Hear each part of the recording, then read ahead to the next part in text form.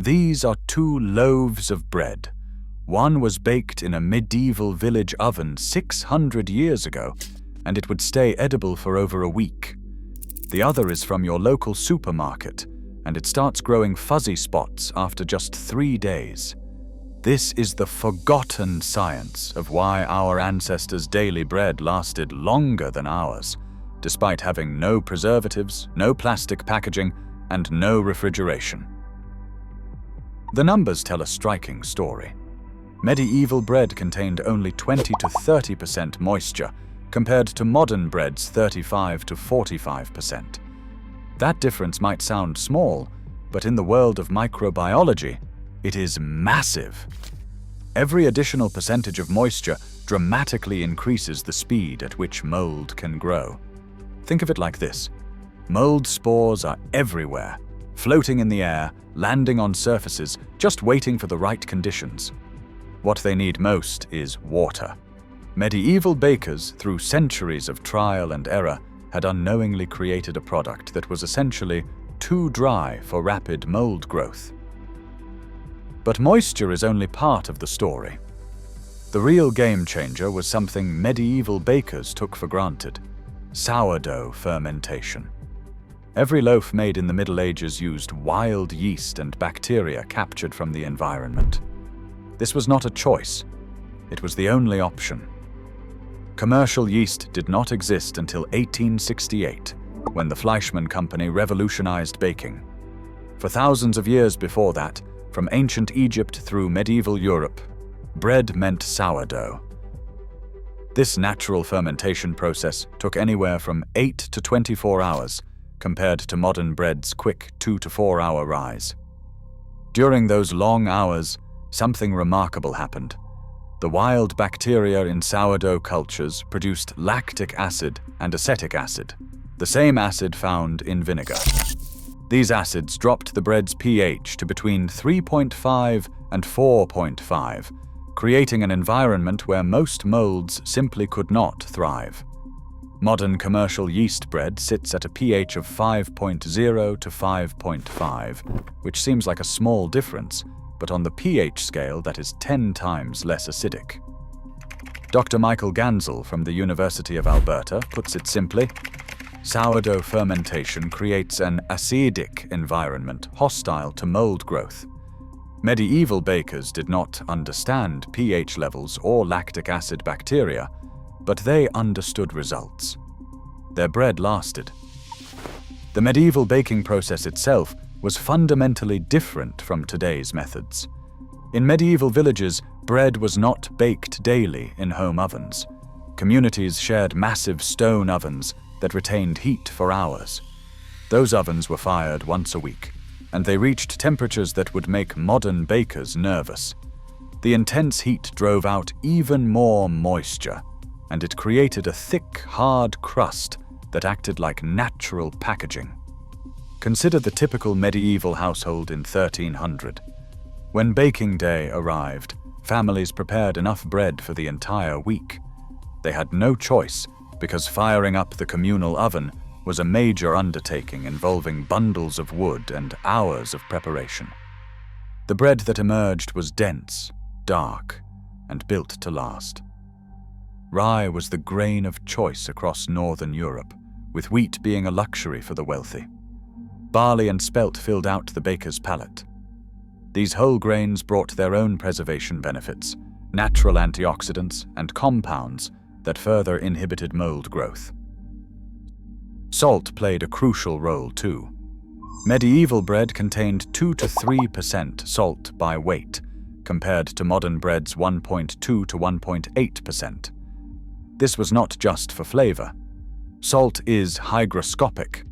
It attracts and binds water molecules, making that moisture unavailable to mold. Combined with the already low moisture content, medieval bread became an inhospitable desert for microorganisms.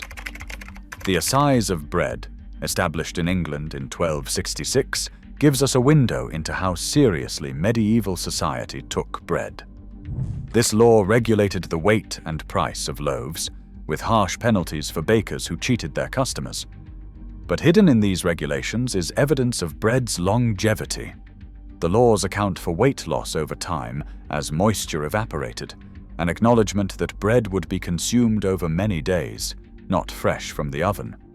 Medieval people even found uses for bread long past what we would consider edible. Trencher bread, thick slices used as plates, could last for weeks. After absorbing juices from meals, these bread plates would be given to the poor or fed to animals. Nothing was wasted in a world where grain represented survival.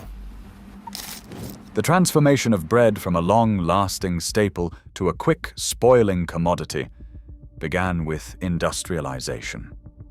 In 1921, Wonder Bread launched, marketing pillowy, soft white bread as the height of modern luxury.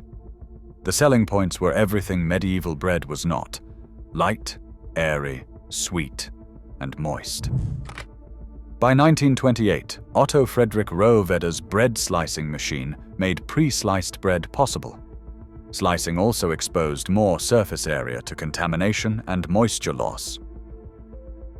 The 1950s brought chemical preservatives like calcium propionate, an admission that industrial bread could not match the natural keeping qualities of traditional loaves.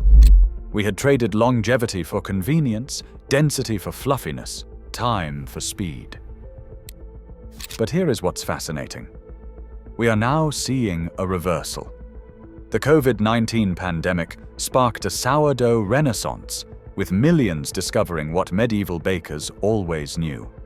Home bakers report their sourdough lasting a week or more, just like medieval loaves. Artisan bakeries using long fermentation and traditional techniques are proliferating. The clean label movement has consumers rejecting chemical preservatives in favor of time-tested methods. Modern science has validated ancient wisdom. Research into sourdough microbiomes reveals complex communities of bacteria and yeast that produce not just acids, but antimicrobial compounds, enzymes that break down problematic proteins, and bioactive peptides with preservation properties. Medieval bakers empirically discovered what microbiologists now map in detail. The ancient grain revival brings another piece of the puzzle. Einkorn, emmer, and spelt, grains that fed medieval Europe, are returning to modern bakeries.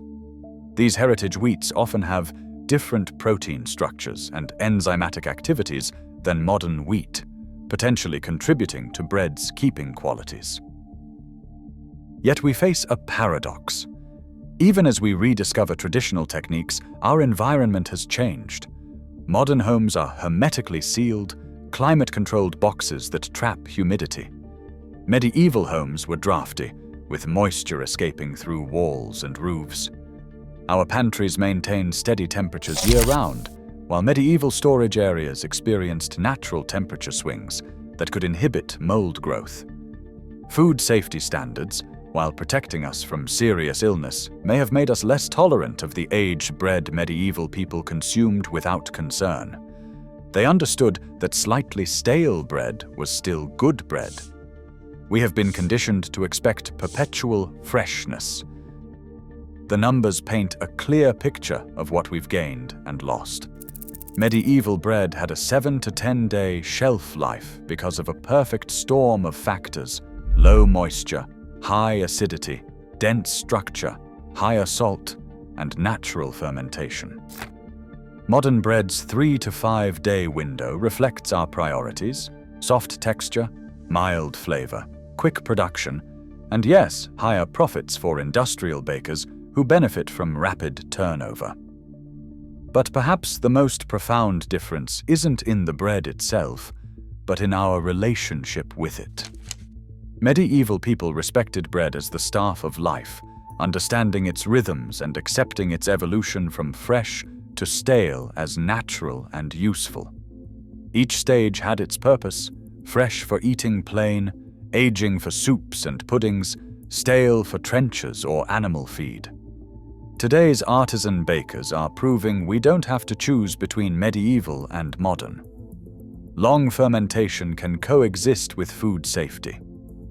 Traditional grains can be milled with modern equipment.